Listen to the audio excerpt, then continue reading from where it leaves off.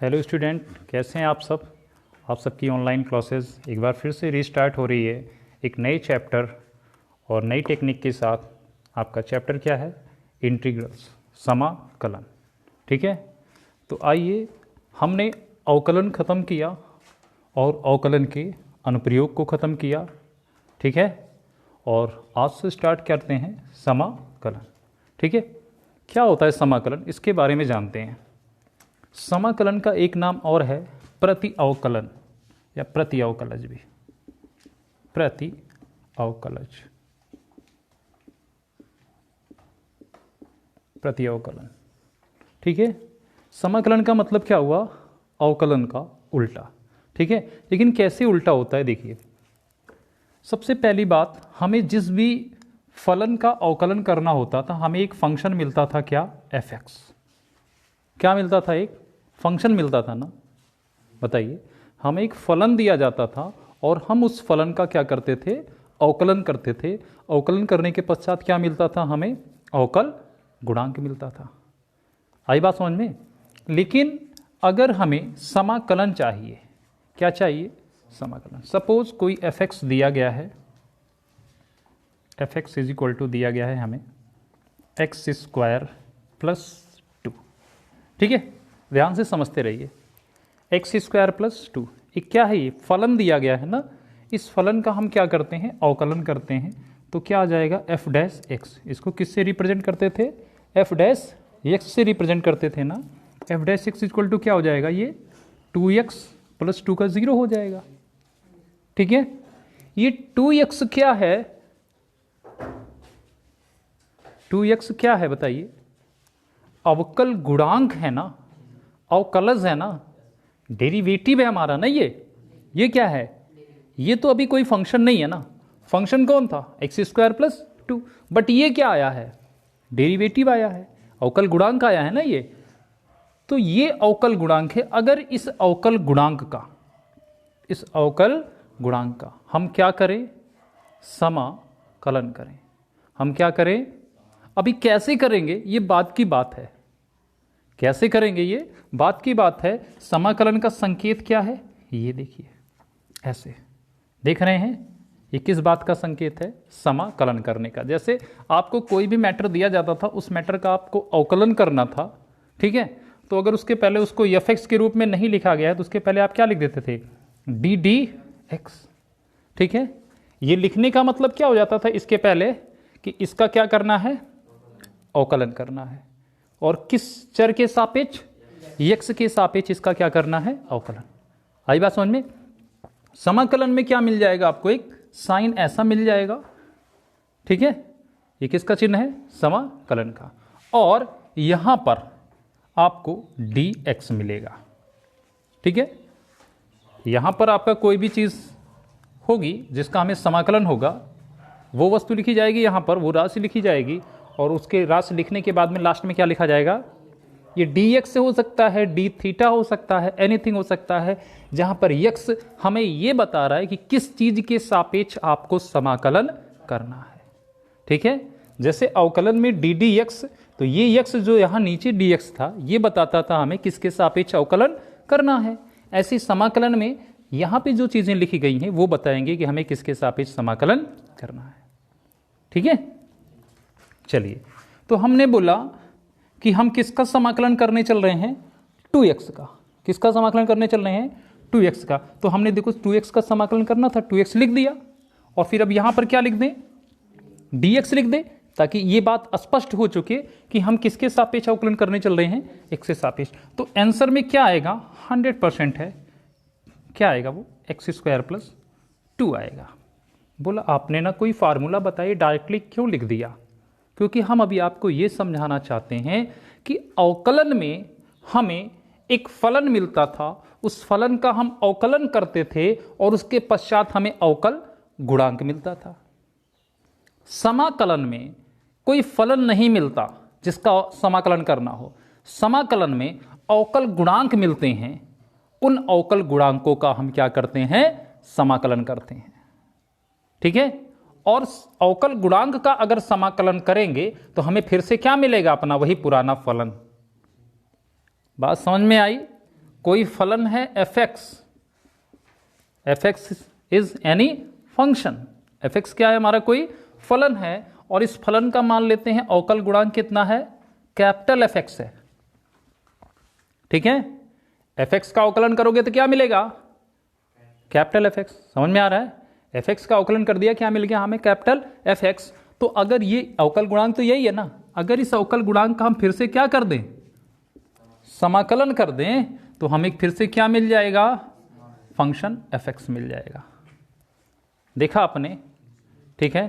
तो यहां से हम क्या बात सीखे, अभी हमें विभिन्न प्रकार के फार्मूले यहां भी बताए जाएंगे।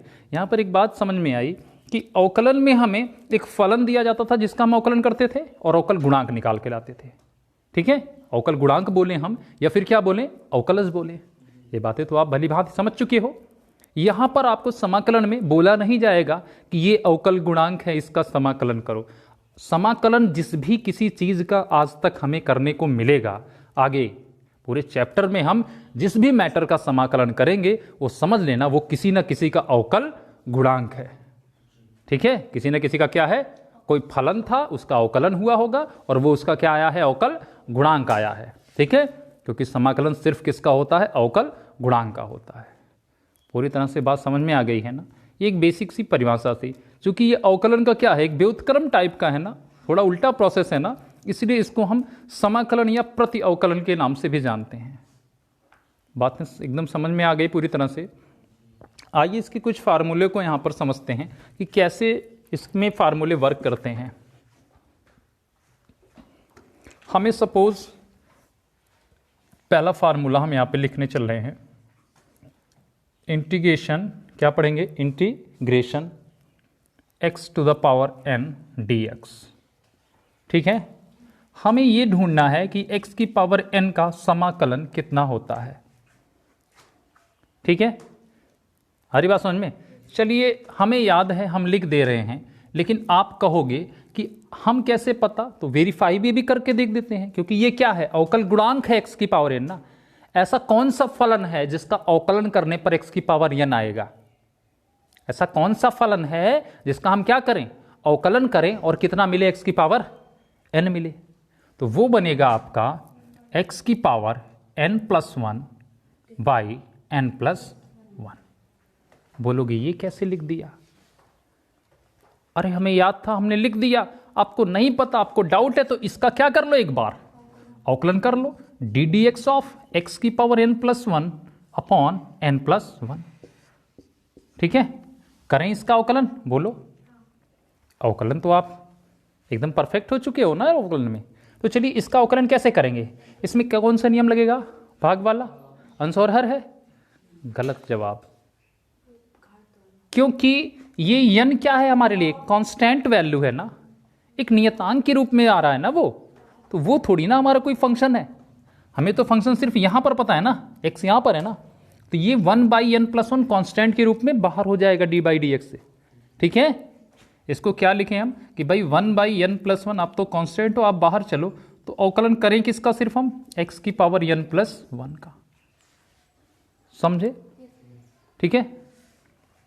अगली लाइन 1/n+1 बाहर ही रहेगा, x की पावर n+1, x की पावर n वाला फार्मूला लगेगा, घात आगे आ जाएगी और जो भी घात होती है उसमें से एक कम होगी।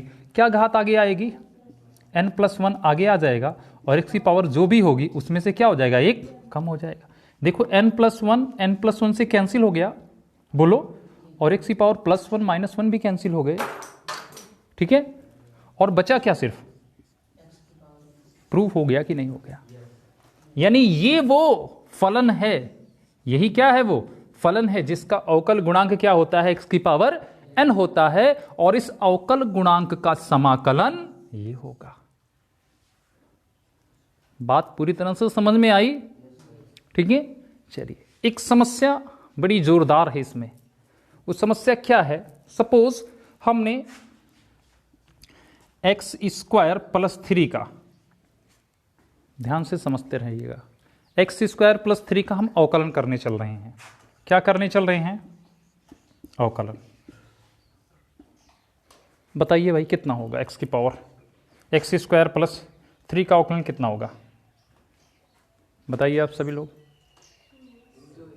2x बिल्कुल राइट आंसर है, क्योंकि 3 का 0 हो जाएगा। तो अब 2x का अगर हम समाकलन करें तो x² + 3 आना चाहिए, हैं? तभी तो हमारी बात सही होगी। तो चलिए हम इंटीग्रेशन ऑफ क्या करते हैं, 2x dx लिख दिया। हमने एक फार्मूला आपको बता दिया समाकलन का ना, वही फार्मूला इसमें यूज़ होगा। x की पावर n के रूप में, x की घात कुछ भी दी गई हो। यहाँ पर x की घात कितनी दी गई है, 1 दिया गया है ना। बात आई इस 2 का क्या करें। अवकलन में क्या करते थे, अगर किसी चर के पास कोई अचर चीज आ जाती थी गुणा में तो उसको क्या कर देते थे, अवकलन से बाहर कर देते थे। वही काम हम यहाँ समाकलन में भी करेंगे। ठीक है, अगर समाकलन में कोई अचर चीज, कोई कांस्टेंट टर्म, ठीक है, हमारे किसी वेरिएबल के साथ मल्टीप्लाई में आ जाता है तो उसको हम क्या कर देंगे, इंटीग्रेशन से बाहर कर देंगे। बात समझ में आई। तो ये 2 तो बाहर हो जाएगा, इंटीग्रेशन क्या बचेगा, x dx बचेगा ना। बोलो अब x की पावर 1 वाला फार्मूला लगाओ, क्या होता है, घात 1 जोड़ दो और जितनी बने उतना ही बटे में लिख दो। घात कितनी है यहाँ पर, 1 ना, तो इसमें क्या करो, 2 तो बाहर है ही। बोलो इसमें फार्मूला अप्लाई हो रहा है। तो x की पावर 1 थी, 1 में 1 जोड़ दिया और यही सेम मैटर नीचे भी लिख दिया। बात समझ में आ गई। अगली लाइन 2, x की पावर क्या हो जाएगी, 2 हो जाएगा और नीचे क्या हो जाएगा, 2 हो जाएगा। 2 से 2 क्या हो जाएगा, कैंसिल होगा। कितना आ गया भाई, ये बात तो आपने गलत बता दी। अब बोलोगे इसका हमने क्या किया, समाकलन किया, हमें क्या मिलना, यानी समाकलन अगर इसका कर रहे हैं मतलब ये अवकल गुणांक था। अवकल गुणांक था ना, बिल्कुल अवकल गुणांक था। किसका अवकल गुणांक था, किस फलन का, x² + 3 का। तो अगर ये अवकल गुणांक था तो इसका हमने क्या किया, समाकलन किया। हमें फिर से ये फलन मिलना चाहिए था, तो फलन में हमें सिर्फ x² मिला, +3 गायब हो गया है। कहोगे ये कौन सा नियम है। अभी सारी बातें आपने जो बताई वो पूरी तरह से समझ में आई। ठीक है, कि किसी भी चीज का अगर आप समाकलन करते हो तो उस समाकलन किसका होता है, अवकल गुणांक का होता है, और समाकलन करने से फिर से हमें उसका पुराना वाला फलन मिलता है जिसका वो अवकल गुणांक बना था। लेकिन यहां पर पुराना फलन हमें नहीं प्राप्त होता है। ठीक है, हमने जो कुछ भी बताया वो भी सही है। तो यहां पर हम एक ऐसी चीज का यूज करते हैं, c + c। जब भी हम किसी चीज का समाकलन करें और समाकलन करने के बाद फाइनल आंसर आए तो उसमें एक कांस्टेंट जोड़ देते हैं, +c। ठीक है, जो हमें इस बात के लिए कन्फर्म करेगा कि भाई पता नहीं कौन सा ऐसा अचर पद आपने अपने फलन में जोड़ा हो, पता नहीं कौन सा आपने ऐसा अचर अपने फलन में जोड़ा हो जिसका अवकल गुणांक क्या हो गया हो, 0 हो गया हो, लेकिन वो तो समाकलन करने से नहीं मिलेगा ना, इसलिए हम c जोड़ देते हैं। क्या जोड़ देते हैं, c। ठीक है, अब c की जो भी वैल्यू आप रखोगे उस हिसाब से अपना फलन प्राप्त कर सकते हो। ठीक है, विशेष ध्यान, किसी भी फंक्शन का जो अवकल गुणांक आता था, सपोज fx आ रहा है, ठीक है, उसका अवकल गुणांक एक अद्वितीय संख्या होती थी। ठीक है, एक अद्वितीय रास होती थी, यानी किसी भी फंक्शन का अवकल गुणांक अगर इतना आ रहा है तो अब इस विश्व में ऐसा कोई फंक्शन मौजूद नहीं होगा जिसका अवकल गुणांक ये f' हो सके, f(x) हो सके। बात समझ में आ रही है ना। जैसे किसी भी एक चीज का, किसी भी एक फलन का हमने क्या कर दिया, अवकलन कर दिया, अवकलन करने से कुछ आंसर आया, तो वो जो आंसर आ रहा है अब ऐसा कोई फंक्शन नहीं है उसके अलावा, क्योंकि उसी का तो अवकल गुणांक आया है, उसके अलावा ऐसा कोई फंक्शन नहीं है जिसका अवकल गुणांक फिर से वही सेम टू सेम आ जाए। समझ रहे हो। तभी तो हमने इसको क्या बोला कि किसी भी फलन का जो अवकल गुणांक होता है वो क्या होता है, एक अद्वितीय राशि होती है, जबकि किसी समाकलन का जो समाकल्य आता है वो क्या होता है, अद्वितीय नहीं हो सकता, क्योंकि उसका मान समाकल अचर पर निर्भर करता है। किस पर, समाकल अचर। इसे हम क्या बोलते हैं, इसे नियतांक बोलते थे ना आप, गुरुत्वाकर्षण हम पढ़ते थे, वहां पर हमें जी मिल जाता था। जी क्या होता था, हमारा गुरुत्वाकर्षण नियतांक होता था। तो यहां पर ये कौन सा नियतांक है, समाकलन नियतांक है। ठीक है, ये हमारा क्या है, समाकल नियतांक है। बात समझ में आ गई। क्यों जोड़ा जाता है समाकलन नियतांक, समझ में आया। ठीक है, क्योंकि फलन में पता नहीं कौन सा ऐसा अचर हो जिसकी वैल्यू क्या कर दी गई, 0 कर दी गई हो। ठीक है, तो वो क्लियर नहीं हो पाएगा हमारे यहां से, समाकलन करने से वो फिर से हमें फंक्शन नहीं मिल पाएगा ना, इसलिए यहाँ पर क्या रख देते हैं, सी रख देते हैं कि अगर कोई यहाँ पे चैलेंज करना चाहे कहाँ है आपका फलन, एक्स स्क्वायर प्लस 3 था, आपने तो एक्स स्क्वायर प्लस सी आया है, तो सी बाबू इसीलिए तो लेके आए हैं, रखो ना सी का मान आप जितना रखना चाहते हो। आप बताओ एक्स स्क्वायर प्लस 3 का अवकलन क्या होगा, 2x, एक्स स्क्वायर प्लस 4 का अवकलन क्या होगा, 2x होगा ना, बात समझ रहे हो ना। तो यहां पर जितने भी इस टाइप के फंक्शन बनेंगे सबका अवकलन क्या होने वाला है, 2x होने वाला है। तो c की आप अलग अलग वैल्यू रख के अपने सीधे फंक्शन पर पहुंच सकते हो। कंफर्म हुआ। तो जो भी हम फार्मूला लिखेंगे समाकलन में, या जो भी हम अपना समाकलन करने के बाद आंसर लाएंगे, अपने सभी आंसर में हम समाकलन अचर का प्रयोग करेंगे। क्लियर हुआ पूरी तरह से। तो ये जो हमने पहला फार्मूला लिखा, इस फार्मूले में आप क्या लिखोगे, यहां पर प्लस सी यूज करोगे, जहां सी क्या है, एक बोलो समाकलन अचर या समाकलन नियतांक बोलो, ठीक है। नियतांक थोड़ा सा और टाइप लगता है मैथमेटिक्स में, है ना, तो अचर ज्यादा बेटर लग रहा है। नियतांक बोलोगे तब भी कोई गुनाह नहीं हो जाएगा, ठीक है। समाकलन अचर के नाम से जानते हैं इसको। क्लियर हो गई बातें। आइए कुछ और फार्मूले पर चर्चा होती है। वहां पर कौन कौन से फार्मूले आपने पढ़े थे बताइए अवकलन में।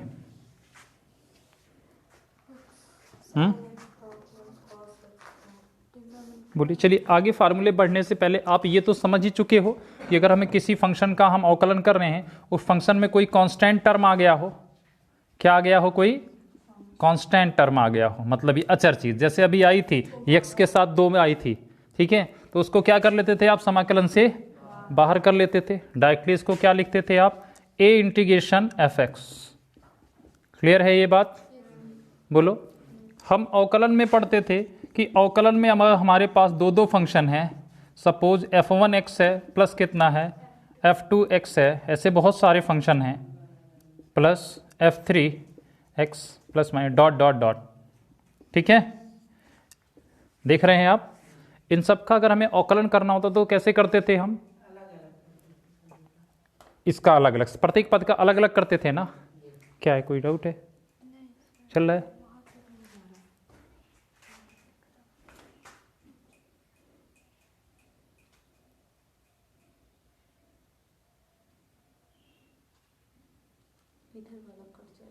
बस ठीक है, इंटीग्रेशन नहीं दे रहा है,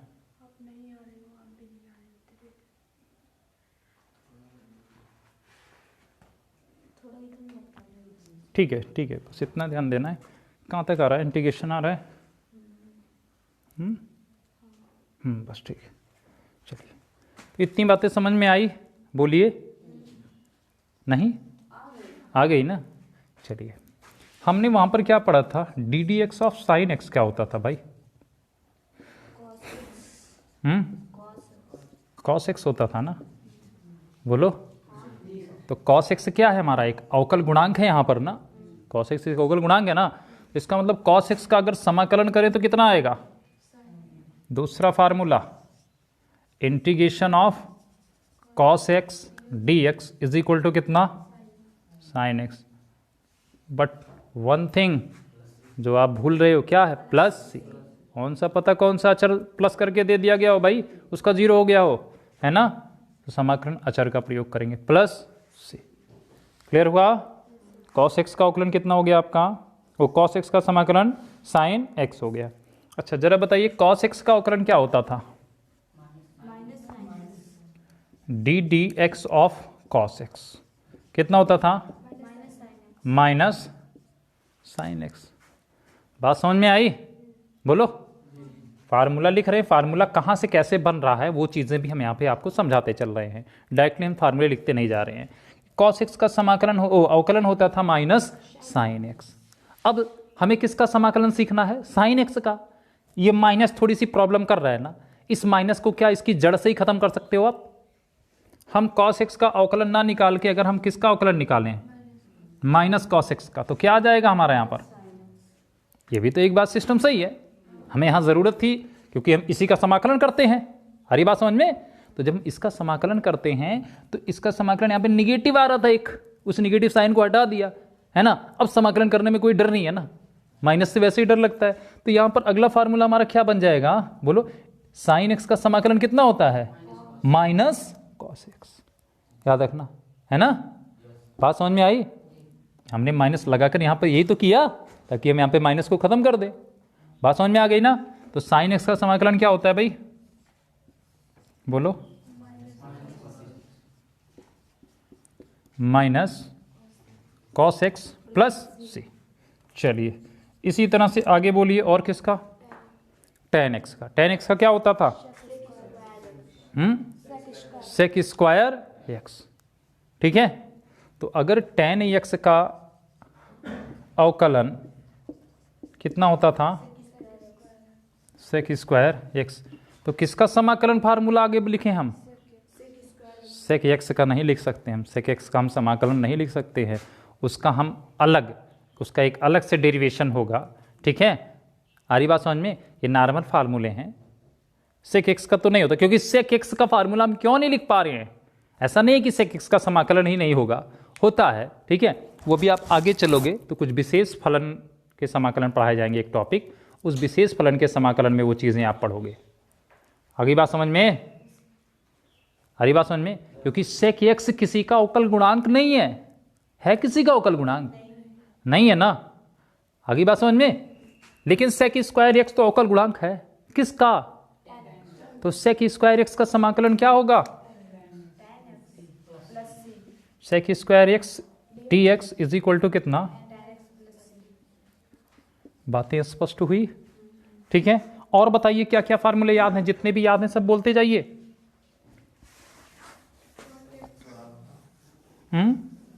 कॉट एक्स का क्या होता था, बोलो?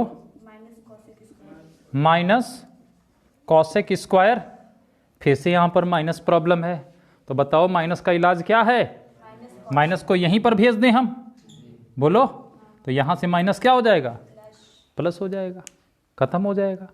अब कॉसेक स्क्वायर एक्स का समाकलन क्या होगा?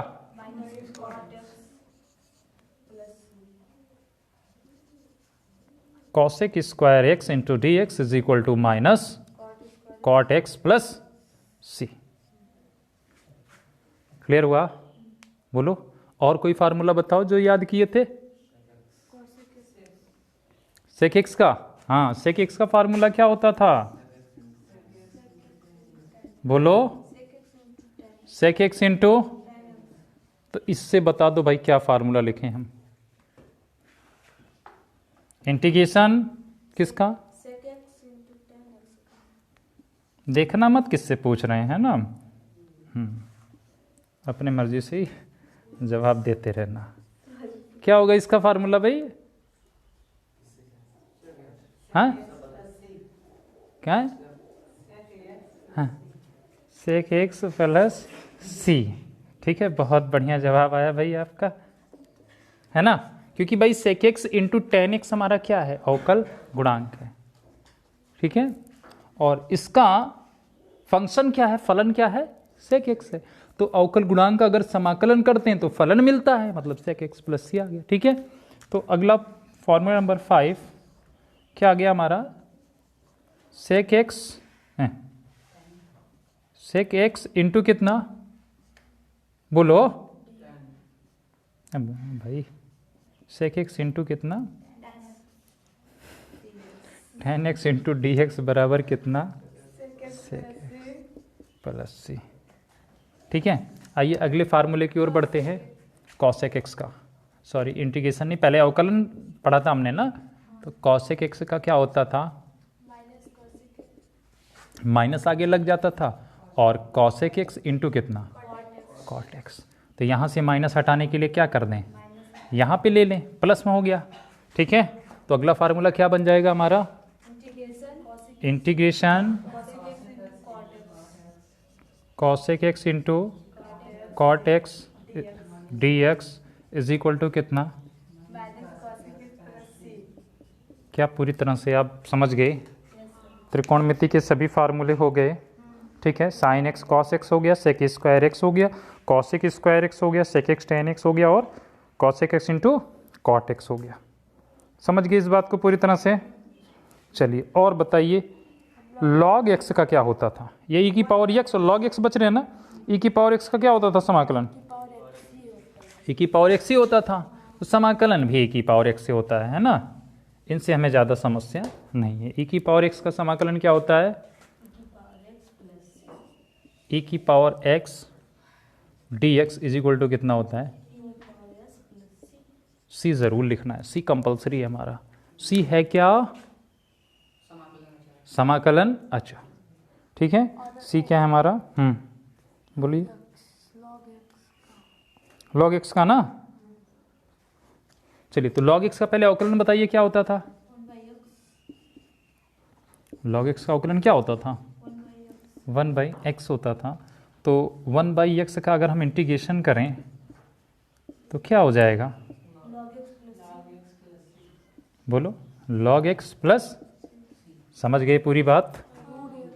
ठीक है, वो सब बेटा वो छोटे छोटे ट्रिक थे हमारे। जैसे हमने बोला था रूट एक्स का हो जाए 1/2 रूट एक्स, ठीक है, की पावर -6 हो जाए तो माइनस को पहले उठा लाओ, है ना। ये सब छोटे छोटे हमारे कंक्लूजन थे जिनको हमने अपने बड़े क्वेश्चन में डायरेक्ट अप्लाई करके हम चीज़ों को थोड़ा इजी बनाते थे। हमारी बात समझ में? नहीं तो रूट एक्स को पहले पावर में कन्वर्ट करो, 1/2 को आगे लाओ, है ना। तो इन सबसे बचने के लिए छोटे छोटे हमारे क्या थे? कॉन्सेप्ट थे हमारे, है ना। एक कंक्लूजन था, वो कोई फार्मूला नहीं था। आगे बात समझ में? तो 1/x का इंटीग्रेशन क्या हो जाएगा? 1/x का क्या हो जाएगा? और ये भैया ये बहुत ही खतरनाक इंसान हैं। क्यों? क्योंकि इनको देख कर ना ये तुरंत अपने मन में एक लालच बनाते हैं। किसका करना है इंटीग्रेशन? 1/x का। दिमाग में तुरंत आ जाता है यार x को ऊपर ले जाओ, x की पावर -1 कर लो ना, x की पावर -1 करके x की पावर n वाला फार्मूला लगा दो, है ना। लेकिन वहीं पर हम गलत हो जाते हैं, है ना। हमारी बात समझ में? क्योंकि 1/x क्या है? खुद ही एक अवकल गुणांक है, खुद ही एक अवकल गुणांक है ना। और किसका अवकल गुणांक है? log x का। हमारी बात समझ में? तो हम अगर इसको x की पावर 1 में कर देंगे तो कभी भी ये log के रूप में नहीं आएगा ना, हमारा क्वेश्चन क्या होगा? गलत हो जाएगा। तो जब भी x आपको डिनोमिनेटर में मिल जाए, हर में मिले, ठीक है, तो एक बार वहाँ पर कन्फर्म जरूर कर लेना कि 1/x का फॉर्मेट अगर बन रहा है तो उसका हम समाकलन कितना लिखें? log x लिखें। नहीं, तो वहाँ पे अलग अलग क्वेश्चन बनेंगे तब अभी यहाँ पर। जैसे अभी अवकलन में भी मान के कर रहे थे ना आप, मान के करना, ठीक है, जो चैन रूल था हमारा, ठीक है। ऐसे भी बहुत से कॉन्सेप्ट मिलेंगे। अभी तो आपने समाकलन में एक कदम रखा है ना, समाकलन की दुनिया देखी आपने। क्या है समाकलन की दुनिया? वही अवकलन का उल्टा आ गया है, ठीक है। फार्मूले आपने थोड़े बहुत समझे, उनका एनालिसिस किया हमने, ठीक है। हमारी बात समझ में? अब धीरे धीरे इसकी विविधता को जांचेंगे, हम समझेंगे, है ना। जैसे अवकलन में भी शुरुआती चीज़ें हमने छोटी छोटी पढ़ी, फिर उससे बड़े बड़े क्वेश्चन लगाए। अवकलन में भी कई सारे नियम हमें समझ में आए। आगे बात समझ में? तो ऐसे समाकलन की नॉर्मल चीज़ें, ये नॉर्मल कुछ फार्मूले हमने लिखे हैं, ठीक है, इनको नोट कर लो आप, ठीक है। पर इसी पर हम बढ़ते हैं आगे। पहली प्रश्नावली पर आपकी NCERT का जो एक्सरसाइज कौन सी होगी? हाँ, त्रिकोणमितीय प्रतिलोम के भी फार्मूले हैं, ठीक है। जैसे साइन इनवर्स का क्या होता था आपका?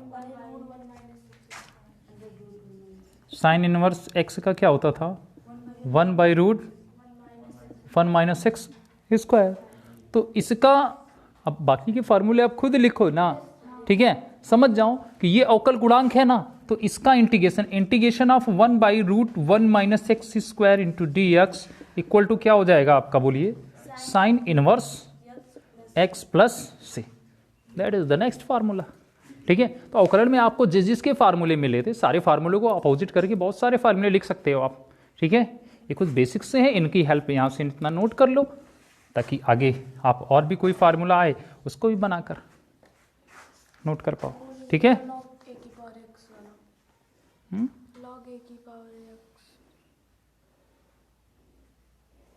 वो तो x log a हो जाएगा, वो तो और सिंपल हो जाता है। पहले इनको नोट कीजिए।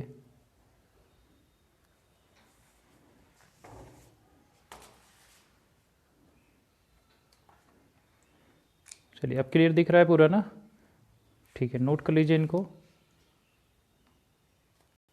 चलिए बढ़ते हैं एक्सरसाइज 7.1 की तरफ।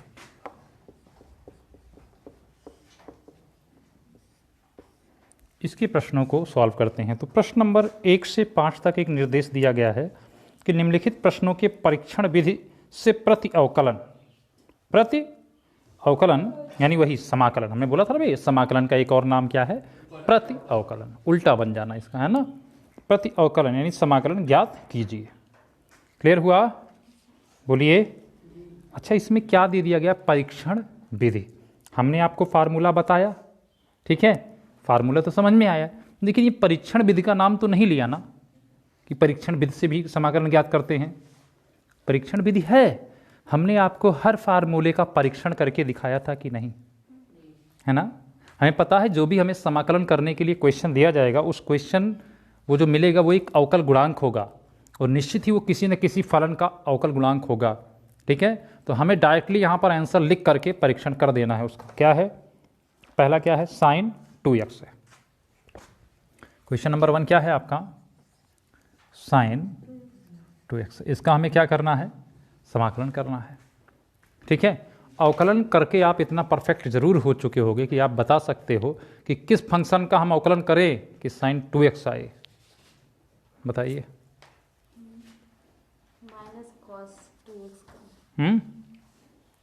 गलत जवाब देखो, ddx ऑफ, हमें यहाँ पर वो फलन लिखना है जिसका अवकल गुणांक कितना होता हो, साइन 2x होता हो। आ रही बात समझ में? तो देखिए कैसे करते हैं इसको, साइन के रूप में लाना है, मतलब चीज़ें हमारी किस में रही होंगी, कॉस में, कॉस 2x रहा होगा, ठीक है, तभी 2x आया। इतनी बात समझ में आई? बोलो। कॉस 2x रहा होगा तभी तो साइन 2x आया उसके जरिए। अगर कॉस 2x का अवकलन करोगे तो क्या आएगा आपका, यहाँ पर माइनस आएगा। हमें तो माइनस लाना नहीं है, ये लाना है माइनस, नहीं लाना है ना, तो माइनस हम यहीं पर लगा दें ताकि यहाँ आने वाला माइनस यहीं से क्या हो जाए, पॉजिटिव हो जाए। अब अगर cos 2x का अवकलन करोगे sin 2x हो जाएगा, 2x को फिर से मान के करोगे तो 2x का क्या मिलेगा आपको, 2 मिलेगा। तो यहाँ पे जो 2 मिलने वाला है, यहाँ पे जो 2 मिलने वाला उसको क्या करना है, खत्म करना है ना। बोलो, खत्म करने के लिए क्या करें, जो चीज़ यहाँ खत्म करनी है उसके लिए यहाँ पर उसका अपोजिट करेंगे, 1/2। समझ में आई बात? बोलो। अगर इस फंक्शन का आप अवकलन करो, देखो साइन 2x मिलेगा कि नहीं मिलेगा, -1/2 बाहर, बोलो, ddx ऑफ कितना, cos 2x, -1/2 को बाहर रखे रहो, cos 2x का अवकलन क्या होगा, 2x को मान करके करेंगे तो क्या हो जाएगा, ये sin 2x हो जाएगा, और 2x का जब पुनः अवकलन करोगे माइनस होगा ना, माइनस sin 2x, और 2x जब पुनः करोगे तो क्या मिलेगा, सिर्फ 2 मिलेगा, माइनस माइनस 2 से 2 कितना आ गया, सिर्फ। बात समझ में आई? साइन 2x एक अवकल गुणांक है, किसका अवकल गुणांक है, -1/2 cos 2x का। बात समझ में आई? तो इसका आंसर क्या होगा हमारा, बोलो, साइन 2x बराबर हम क्या लिख दें, integration sine 2x into dx is equal to कितना, -1/2 cos 2x प्लस c, ठीक है। और इसका परीक्षण यहाँ पर किया गया है, ठीक है। यहाँ से चीज़ें हटा करके एक बार यहाँ पर आप अवकलन करके इसको दिखा दो। -1/2 को आप बाहर रखोगे, ddx ऑफ क्या लिखोगे, cos 2x लिखोगे, और पुनः -1/2 बाहर रखोगे, cos 2x का अवकलन हो जाएगा माइनस साइन 2x, और 2x का पुनः कितना हो जाएगा, 2 हो जाएगा, ठीक है। 2 से 2 कैंसिल हो जाएगा, माइनस माइनस प्लस कितना हो जाएगा, साइन 2x हो जाएगा, ठीक है। आ गया हमारा आंसर। बात समझ में आई? परीक्षण विधि ये विधि है, अभी अनुमान लगाकर चीज़ों को करोगे, परीक्षण करके करोगे। आगे बात समझ में? आगे बोलो, cos 3x का हो जाएगा, खुद कीजिएगा, e की पावर 2x है ना, e की पावर 2x से कितना होगा, चलिए बताइए। क्वेश्चन नंबर 3 है ना, e की पावर 2x का हमें इंटीग्रेशन करना है, dx बराबर क्या लिखेंगे, प्लस सी तो आएगा ही। यहाँ पर ऐसी चीज़ लिखी जाए जिसका क्या करने पर, अवकलन करने पर, है ना, जिसका अवकलन करने पर हमें क्या मिले, e की पावर 2x ही मिले।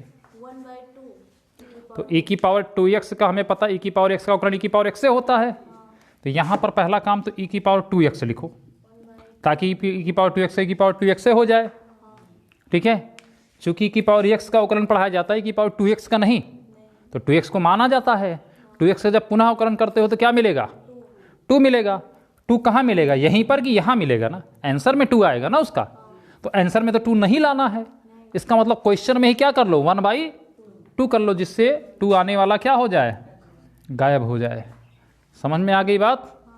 इस चीज़ को यहाँ लिख दो डायरेक्ट, 1/2 e की पावर कितना 2x, और इसका एक बार करके दिखा दीजिए यहाँ पर, 1/2 बाहर और ddx ऑफ क्या e की पावर 2x, फिर से 1/2 बाहर, e की पावर 2x का e की पावर 2x ही होगा, और 2x का पुनः अवकलन क्या हो जाएगा आपका, सिर्फ 2 हो जाएगा, है ना। 2 से 2 कैंसिल, सीधे कितना आ जाएगा e की power 2x। That is our answer.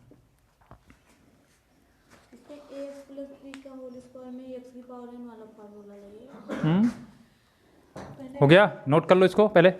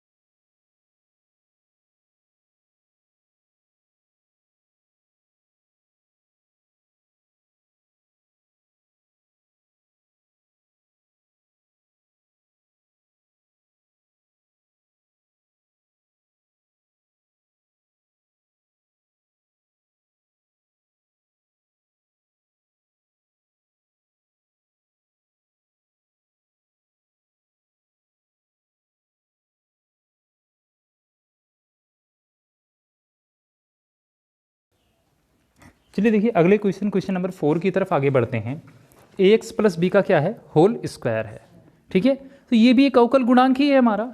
ठीक है, इसका अवकल गुणांक अगर है यानी कोई ऐसा फंक्शन होगा जिसका हमें क्या करना होगा, अवकलन करना होगा, और अवकलन करने के बाद कितना आया होगा, ax प्लस बी का होल स्क्वायर आया होगा। तो एक बात हमें पता है कि अगर ax प्लस बी का होल स्क्वायर आंसर आ रहा है अवकलन करने पर, तो क्वेश्चन में भी ax प्लस बी होगा जरूर।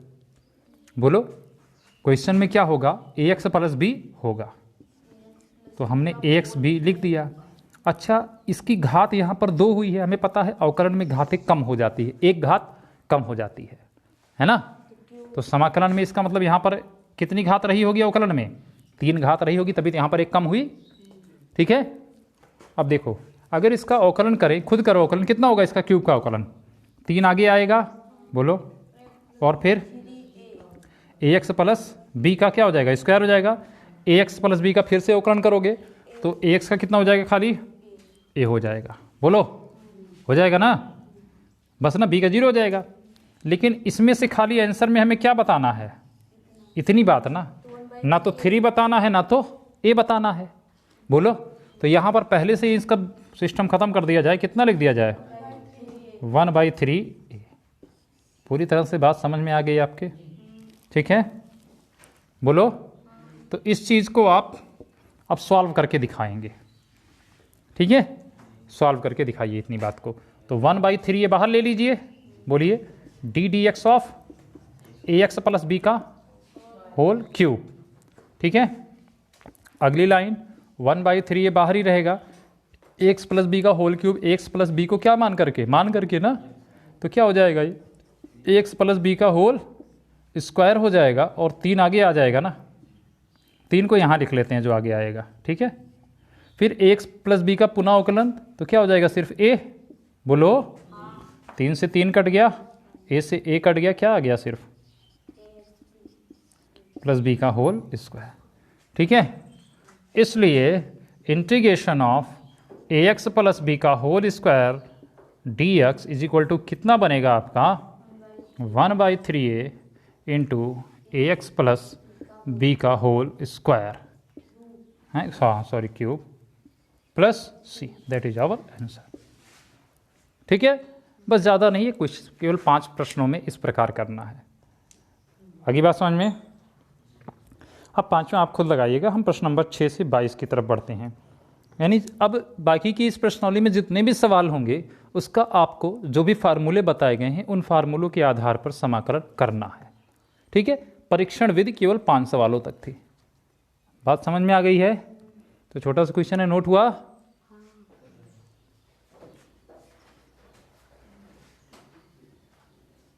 तीन लोग हो केवल,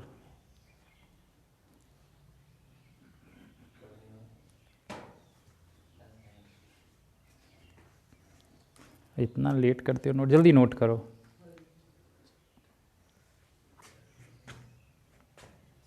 नोट हो गया?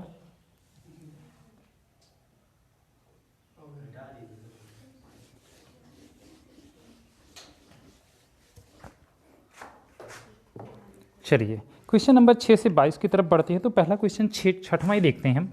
क्या है क्वेश्चन नंबर 6? बोलिए जरा। इंटीग्रेशन ब्रैकेट में है 4 e की पावर 3x प्लस 1 dx। इसी का हमें क्या करना है? इंटीग्रेशन करना है। इसमें कितने पद हैं जरा बताइए? 2 3 2 पद हैं ना भाई? एक ये पूरा, एक ये पूरा, 2 पद है ना? बोलो, बात समझ में आई? एक चीज़ ये याद रखो, अभी आपने ये नहीं पढ़ा है, रुक जाओ 1 मिनट। चलिए 2 पद है ना, दोनों पद का अलग अलग समाकलन कर दो अगली लाइन में। इंटीग्रेशन ऑफ किसका? 4 बाहर हो जाएगा, e की पावर कितना 3x इंटू कितना dx, प्लस इंटीग्रेशन 1 है ना 1 dx। तो एक फार्मूला ये है आपका कि अगर इंटीग्रेशन लगा हो और यहाँ पर क्या हो dx हो, ठीक है, 1 को यहाँ पर लिखें या ना लिखें, कि लिखना पड़ेगा? ना लिखेंगे तो क्या माना जाएगा वहाँ पर? तब भी 1 माना जाएगा। बोलो। क्वेश्चन पढ़े थे उसमें 1 हो या ना हो, यानी हमारी बात समझ में, अगर सिर्फ इंटीग्रेशन dx हो तो यहाँ पे 1 ही तो माना जाएगा, हमारी बात समझ में। तो 1 लिखा हो या ना लिखा हो, इसका अवकलन क्या होता है और इस समाकलन क्या होता है। ठीक है, फार्मूला आपको याद रखना है दिमाग में, एक बार हम बता देते हैं आता कैसे है। इसका समाकलन क्या होता है, सिर्फ x होता है।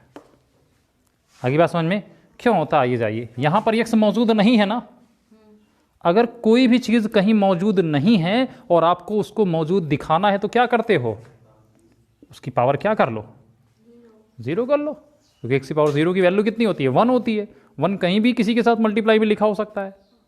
आगे बात समझ में। अब x की पावर 0 पर x की पावर n वाला फार्मूला अप्लाई करो, क्या होगा x की पावर n का, x की पावर n + 1 बाई n + 1।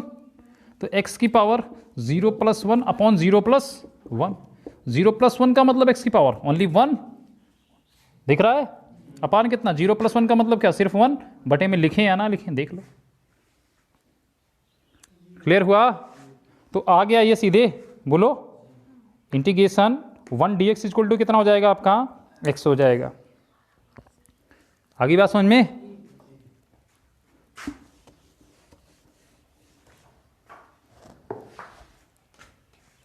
चलिए यहां पर देखिए क्या होगा, 4 है, 4 बाहर ही रहेगा। अब e की पावर 3x dx है। आगे बात समझ में। यहां पर थोड़ी सी प्रॉब्लम है, क्योंकि इसके बाद वाला जो चैप्टर है वो है हमारा क्या है, प्रतिस्थापन द्वारा ना, बोलो किसके द्वारा है, प्रतिस्थापन द्वारा है ना। वहां पर चीज़ें हमें सिखाई जाएंगी कि हमें e की पावर x का बताया गया, 3x को बताया नहीं गया है, अवकलन में हम इस चीज़ को मान लेते थे, है ना। तो यहाँ भी इसको प्रतिस्थापित करके लगाते हैं, लेकिन वो कैसे लगाते हैं वो अगले अध्याय में बताया जाएगा।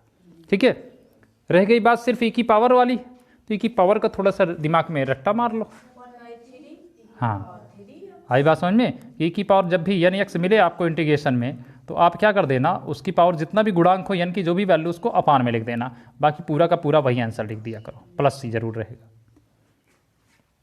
आगे बात समझ में। चलिए तो e की पावर 3x का क्या हो जाएगा भाई, e की पावर 3x का तो e की पावर 3x ही होगा, बस जो ये 3 है वो कहाँ आ जाएगा, नीचे आ जाएगा। ठीक है, और इंटीग्रेशन ऑफ 1 dx कितना हो जाएगा, x। ठीक है, प्लस कितना c। आगे बात समझ में। तो कितना हो जाएगा ये 4/3 इंटू ई की पावर 3x प्लस कितना x plus c, and that is our answer. बोलो समझ में आया। तो अगर समझ में आ चुका है तो अब इसके 6 प्रश्न हो गए यहाँ पर ना।